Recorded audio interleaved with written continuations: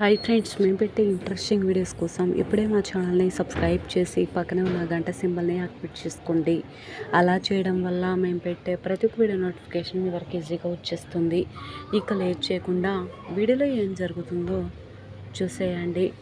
ఇకపోతే ఆద్య అలాగే జానకి ఇద్దరు కూడా మాట్లాడుకుంటూ ఉంటారు. వెంటనే ఇక పెళ్ళికి ముహూర్తానికి దగ్గర పడుతుంది సమయం అని చెప్పి రఘురామ్ అంటూ ఉంటాడు. ఇక పెళ్లి ముహూర్తం దగ్గర పడుతుంది అని పద్మపార్వతి ఇద్దరిని కూడా రామలక్ష్మిని తీసుకురమ్మని చెప్పడంతో రామలక్ష్మి తీసుకురావడానికి పద్మపార్వతి ఇద్దరు కూడా గదిలోకి వెళ్తారు. అక్కడ రామలక్ష్మి ఉండదు. పద్మపార్వతి బయలుదేరుకుంటూ వచ్చి అన్నయ్య రామలక్ష్మి గది లోపల లేదన్నయ్య అని చెప్పడంతో ఒక్కసారిగా రఘురామ్ షాక్ అయిపోతాడు. అందరి ముందు నిలబెట్టి జానకిని అడుగుతూ ఉంటాడు. జానకి, నీ కూతురు ఏ తప్పు చేయదని అన్నావు కదా, ఇప్పుడు నీ కూతురు గదిలో ఉందా అని చెప్పి అడుగుతూ ఉంటే, లేదండి రామలక్ష్మి గదిలో లేదు అని చెప్పగానే ఒక్కసారిగా షాక్ అయిపోతే, నీ కూతురు గదిలో లేదా, అదేంటి ఎక్కడికి వెళ్ళింది అంటే సారీతో వెళ్ళిపోయిందనమాట అనగానే, అదేంటి పెద్దన రామలక్ష్మిని అంత తప్పుగా అపార్థం చేసుకుంటున్నారు అని ఈ విధంగా అడుగుతూ ఉంటే, మరి తప్పుగా అపార్థం చేసుకోకపోతే గదిలో ఉండాలి కదమ్మా, ఎక్కడికి వెళ్ళింది అని అంటూ ఉంటే, ఆ ప్రశాంత్ దుర్మార్గుడు అని నిరూపించే ఆధారాలను తీసుకురావడానికి వెళ్ళింది పెద్దన అని చెప్పి అంటూ ఉంటుంది ఆద్య. ప్రశాంత్ దుర్మార్గుడు కాదో అవునో నాకు బాగా తెలుసు. సారీని ప్రేమించింది, తనని పెళ్లి చేసుకోవాలని అనుకుంది, అందుకే ఈ విధంగా చెప్తూ ఉంది అని చెప్పి ఈ విధంగా అంటూ ఉండగా ఒక్కసారిగా షాక్ అయిపోతుంది ఆద్య.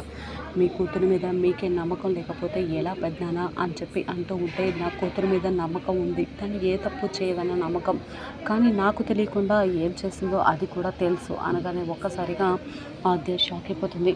మరి ఆద్యతో ఈ విధంగా అంటూ ఉంటాడు. శపథం చేసి మరి రఘురామ్ ఖచ్చితంగా రేపు రామలక్ష్మి ఆధారాన్ని తీసుకొచ్చి ప్రశాంత్ దుర్మార్గుడు అని నిరూపిస్తే ఖచ్చితంగా ప్రశాంత్కి చచ్చే వరకు వాడిని చంపైనా సరే సౌరికి రామలక్ష్మికి పెళ్లి చేస్తాను అని అనడంతో అందరూ కూడా అలానే చూస్తూ ఉంటారు. మరి నిజంగా అసలు రామలక్ష్మి ఆధారాలను తీసుకొచ్చి మరి ప్రశాంత్ దుర్మార్గాన్ని బయట పెడితే శౌర్య అలాగే రామలక్ష్మిల పెళ్లి చేయబోతున్నాడా? నిజంగా ఏం జరుగుతుంది తెలుసుకోవాలి అంటే ఈ వీడియో చివరి వరకు చూడండి ఫ్రెండ్స్. నచ్చితే ఒక లైక్ చేయడం మర్చిపోకండి. ఇక లేట్ చేయకుండా వీడియోలో ఏం జరుగుతుందో చూసేయండి. ఇక అందరు కూడా రెడీ అవుతూ ఉంటారు. పద్మ, పార్వతి అందరూ కూడా. ఆద్య మాత్రం అటు ఇటు తిరుగుతూ ఉంటుంది. సీను వచ్చి, ఏంటి ఆద్య ముద్దు పెట్టానని ఫీల్ అవుతున్నావా? అసలు చారుని నన్ను ఒకటి చేయాలనే ఆలోచన నీకు ఎలా వస్తుందో నాకు అర్థం కావట్లేదు. నేను ఏం తప్పు చేశాను ఆద్య? నిన్ను ప్రేమించాను, పెళ్లి చేసుకోవాలనుకున్నాను, కానీ పరిస్థితులు తప్పక నన్ను చారుని ఒకటి చేయాలని దేవుడు కంకణం కట్టుకున్నా నేను మాత్రం చారు దగ్గరికి చేరే పరిస్థితి లేదు. ఇవాళ కాకపోతే రేపు, రేపు కాకపోతే ఎల్లుండి, లేకపోతే వచ్చే జన్మ, ఎప్పటికైనా నువ్వే నాకు భారీగా ఉండాలి ఆద్య. ఆ చారు నా భార్య అని తలుచుకుంటేనే నాకు ఒళ్ళు కంపరంగా ఉంది ఆద్య అని చెప్పి ఈ విధంగా అంటూ ఉంటాడు సీను. సీను, అలా మాట్లాడకు, చారు మెడలో తాళి కట్టేశావు, తను నిన్ను ప్రాణంగా ప్రేమిస్తుంది, నిన్ను తనని కలపమని తను అడుగుతుంది, అలాంటప్పుడు నువ్వు అలా ఎలా చేయగలవు అని ఈ విధంగా అంటూ ఉంటే, ఇక మాట్లాడటం ఆపేయి అని చెప్పేసి ఆద్య అంటూ ఉంటుంది. సీను అంటూ ఉంటాడు ఆద్యని, అదేంటి సీను అలా మాట్లాడుతున్నావు, చారు నిన్ను ప్రాణంగా ప్రేమిస్తుంది అని చెప్తే నచ్చట్లేదా అనగానే, తను ప్రేమ నాకు తెలుసు, నిన్ను ప్రేమించాలని తెలిసి కూడా నన్ను బలవంతంగా పెళ్లి చేసుకోవాలని చూసిన తన ప్రేమ గొప్పదేమీ కాదు. ఈ విధంగా అంటూ ఉంటే, ఏది మాట్లాడినా ఏం మాట్లాడినా సరే, నువ్వు ఎన్ని చెప్పినా సరే, చారు నీకు భార్య, నువ్వు తనతో కాపురం చేసి ఇద్దరు కూడా సంతోషంగా ఉండాలని కోరుకుంటున్నాను సీను అని అంటూ ఉంటుంది. ఇక పద్మపార్వతి అందరూ కూడా రెడీ హాల్లోకి వచ్చేస్తారు.